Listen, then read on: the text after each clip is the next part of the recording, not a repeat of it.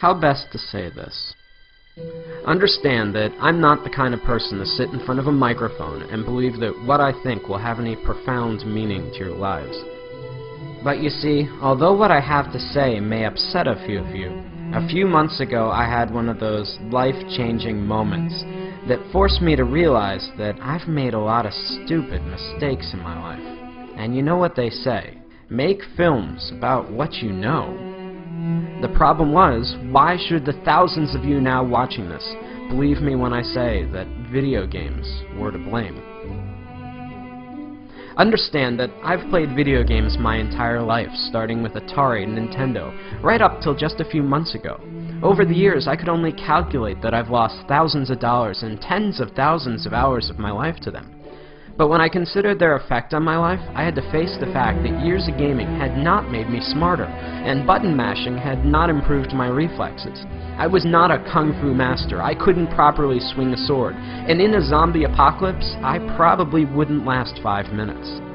We often forget that video games are entertainment. That means beyond making you feel good, they have no lasting value. Regardless of how important it may feel to you, there is no place on a resume for Xbox achievements. The real pain behind my years of video game addiction was that I never realized their true cost. Sure, it was just a few hours here or there, but over 3 decades, I'm not just sickened now by the amount of my life I've spent, but more so by all the important stuff that I willingly pushed aside to make time for games.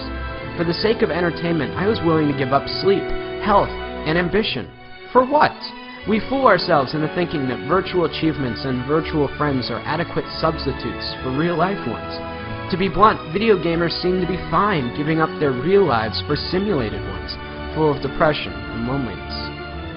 I know the true cost of gaming are all those lost years that I could have spent with friends, creating art, or being a better husband. 3 months ago, I had to face the facts that I was alone, overweight, and divorced.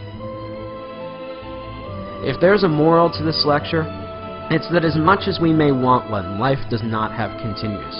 For much of my life, I was eager to trade away countless opportunities, friendships, and love for experiences that don't really exist. I guess what I'm saying is, it took me a long time to figure all this out, and along the way, I missed out on a lot of life.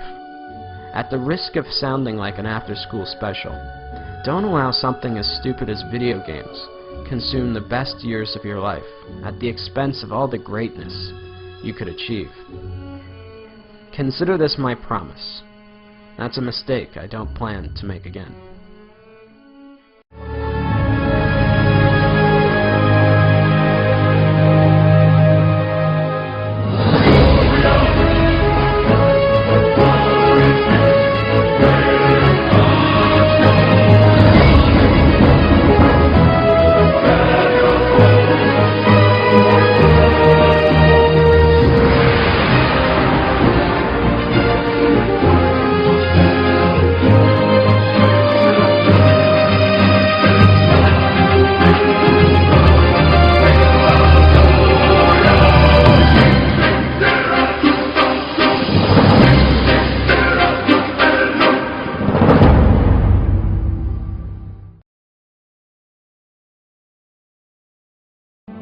Now, I know a lot of you are going to be angry or confused over the things that I'm saying.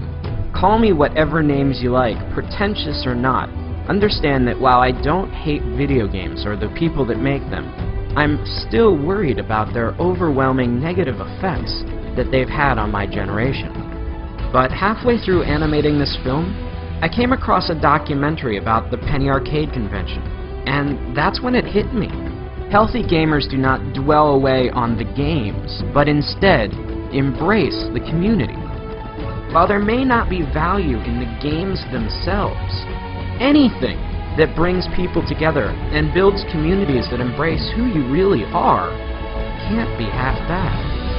As I scan through the images of very different people, all united by a common interest, it gives me hope that something good may still come out of all this.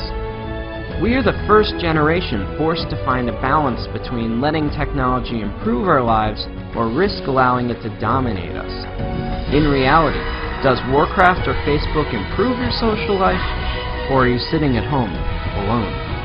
Either way, the only thing I know is that I'll never find out sitting alone in front of my TV, and neither will you. Whatever you choose, remember, in this game, you only get one life.